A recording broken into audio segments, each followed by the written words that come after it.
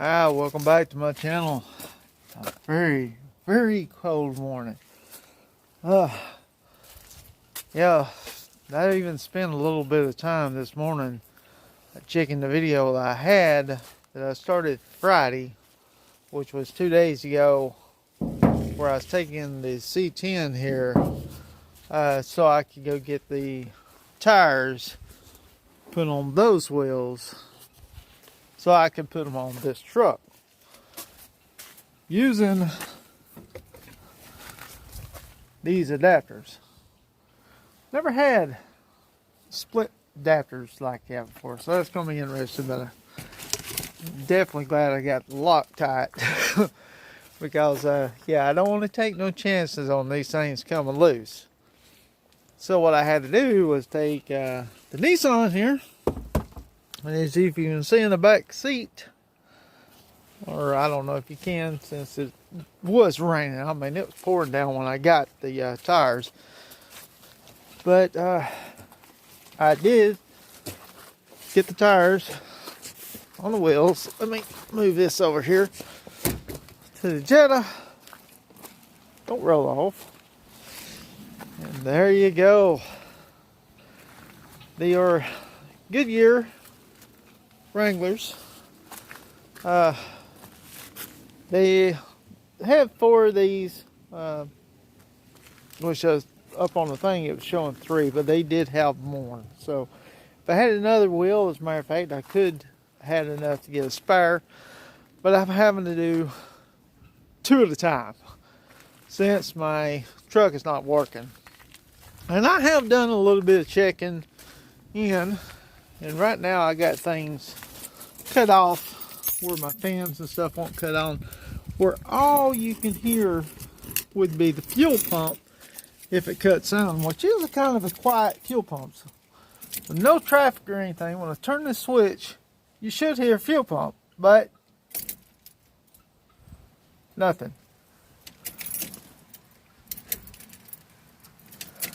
So I done test the wiring up at the fuse block, going into the wiring that's going towards the fuse block, and I'm not getting power coming out.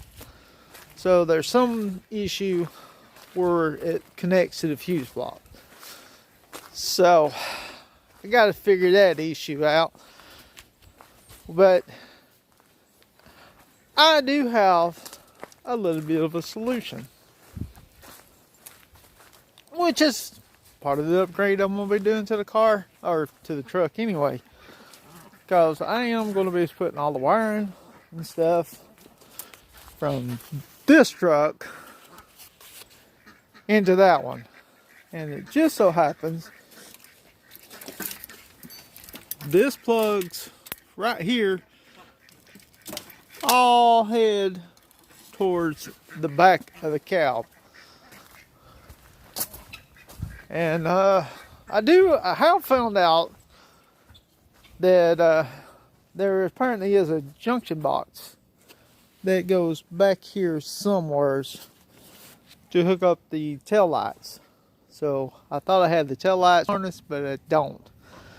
But somewheres up here, and I think, I'm not positive, but I think this might be the fuse pump wire, or that other one. I gotta find out which is what. It could even be this one, but I seriously doubt it, because the tank sits here. And I did realize it's got this, which has got a fuel relay line goes to it. Of course, goes underneath the cab. Will you hush up? Sorry, the rooster's been a little pesty this morning. But I gotta figure out what that is, so I can probably hook it up. I just had noticed there is my shifter cable for the guess for the transfer case, but I'm not sure.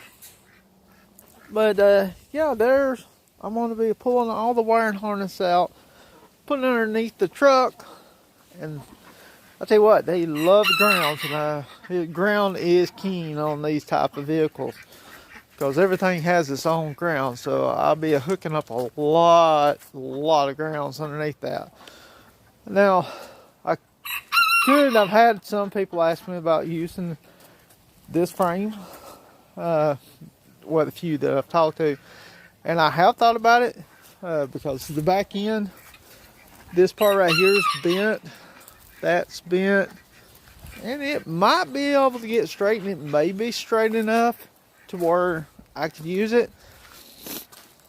But then I get up towards the front, and as I was cutting the bumper off, that's when I realized, yeah, I got a little bit more damage on this frame because this part right here is actually crinkled.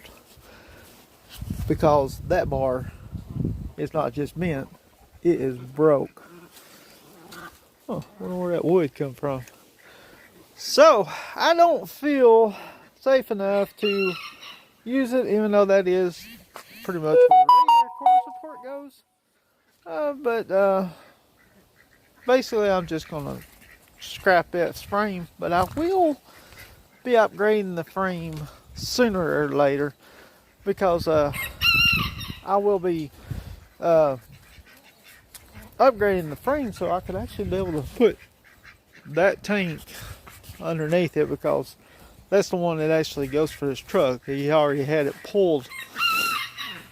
So I have a tank, and this thing still got gas. That's the reason I got it covered up. Hopefully no water is getting in it. Everything is good and sealed though.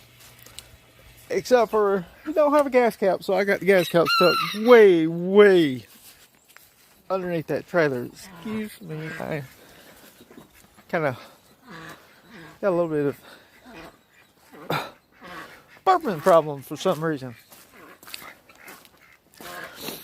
But yeah, I just don't think this frame is going to be good enough. But I will be using part of it. Parts off of it. And then we come to the interior. I would love to be able to figure out how to use these doors or the frames and stuff on the C10. I don't know, but the dash, I got to figure out how I'm going to do it. But the dash is going to go in there, all the wiring harness, and right there is my new differentials for this truck. Because I don't know if I got a video showing it when I was doing this. Yeah, the front diff. Yeah, that where I thought it was just a little crack. Yeah, I think that brake goes all the way around, but I was able to easily find front differential, and I got these headlights that stays on this so I can see how these mounts, because I have replacement headlights. Obviously they're not going to go on that because they'll be going on this core support. I'm going to figure out how to get it on that truck, but that is going to be one heck of a project for later on, because it's cold. My main goal for right now is to go get the other two tires and then jack this truck up and put these wheels and tires on this truck. Now, with the rubber on there, and the truck is setting a little bit of an angle. This gives you an idea of the size difference. They do not even fit underneath the fender while it's sitting like that. But I believe once I get it jacked up, if I've done my measurements right, they should fit. And hopefully without having to do too much modification. If I have to pull the fenders, cut something out, I don't care. The front end, I got plenty of clearance. And these fenders, really easy to move. You know, let me do that again. That's...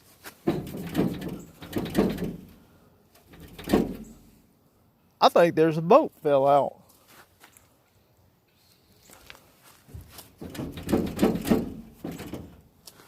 I think there's a bottom boat that's supposed to be, I don't know, it fell out. Let me shake my other fender, because I don't think it's supposed to. Yeah. Well, what do you know? But these fenders are going to be coming off anyway. And I'm trying to decide if I'm going to go with a square body style or modify the newer Silverado's fenders to actually work on the truck. I found a hood that's for the newer one, but we'll have to do a lot of modifications, so I'm still trying to decide on that. But for right now, I'm going to get the good harness parts that I need off of this, and I can hook it up, and the only thing that'll actually work will be the one that goes to the fuel pump,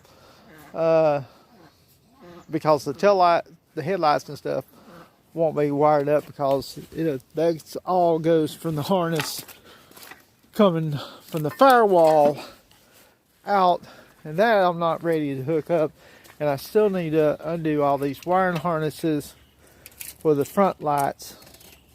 And I think there's a few sensors. Yeah, I believe that's probably an airbag sensor, but it could be for something else. I'm not sure. I don't know much about the harness on this because I don't have a book. I probably still have to finish cutting the rest of this bumper out, which is a good thing. I got me a new cutoff wheel, which I do have the cutoff grinder. Cutoff wheels for my grinder to use as well. Anyway, it is starting to get very, very cold, and I need to go get these wheels off the truck, or out of the car, and off the truck too, because I need to get these two wheels that's still in the bed of the truck. I need to get these two out, put those in the car, and put these for right now in the bed of the truck until I get ready to actually jack the truck up, put the adapters on, and try to get these tires underneath it. I put bigger tires on the car, but it was going from one size up, and it was a lot bigger than what the car actually needed. But it only,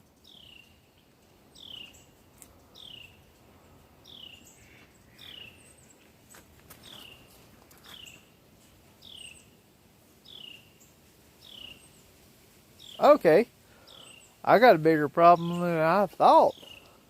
Wow. Let me check things out here, because I have a problem here.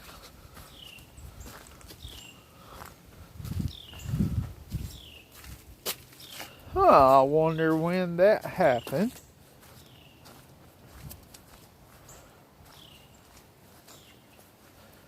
Well,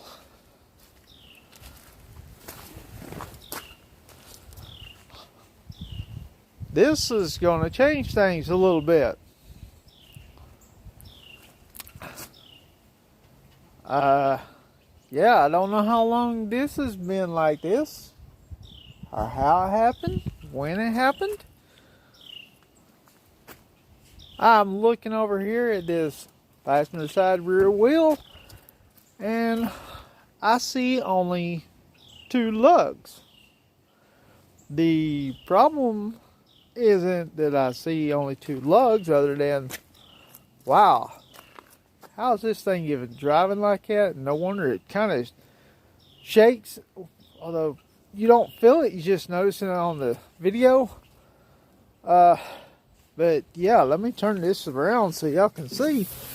Yeah, I got 3 broken lug bolts.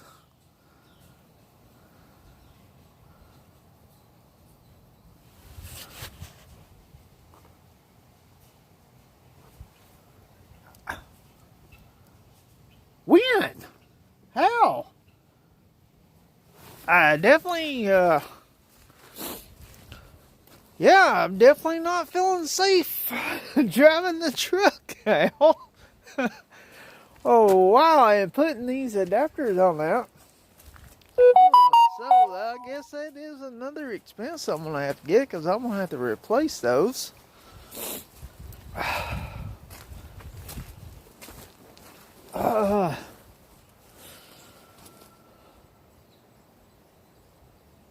Okay, so, well, videos is going to be a little different then, because, yeah, I'm going to have to, thing is, I'll have to pull the axle out. If I pull the axle out, I might as well go ahead and slap me a 6-lug axle inside there. Okay, well, I'm still going to take these wheels off, put them in there, go get those other 2 tires, and go eat breakfast while I'm waiting on the tires to get mounted on the wheels, and sit and try to figure out exactly what I'm going to do about this rear end on the C10 now. Because, yeah, that's very, very concerning. That is not nowhere near being safe. And I don't know when it happened.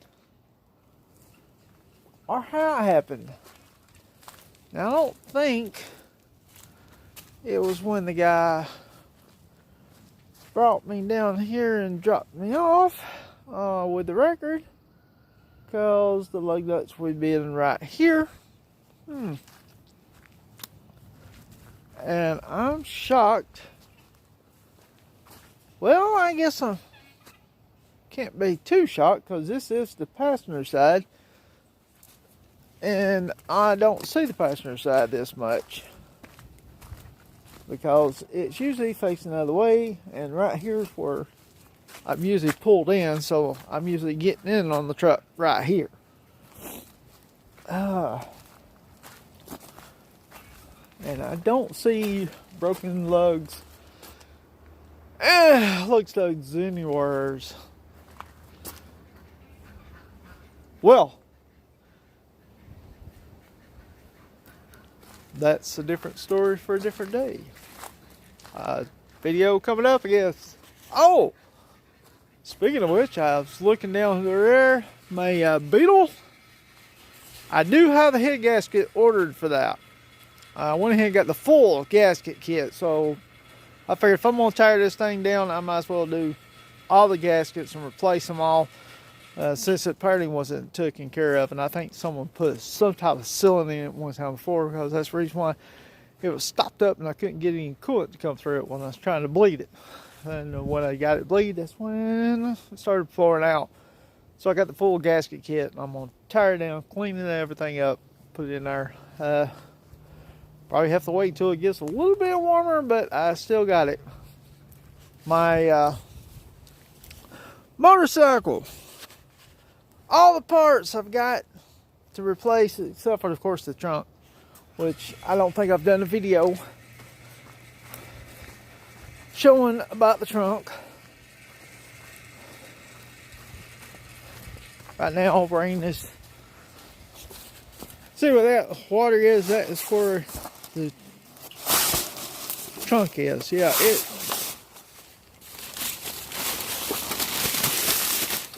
totally took the whole top end, busted it.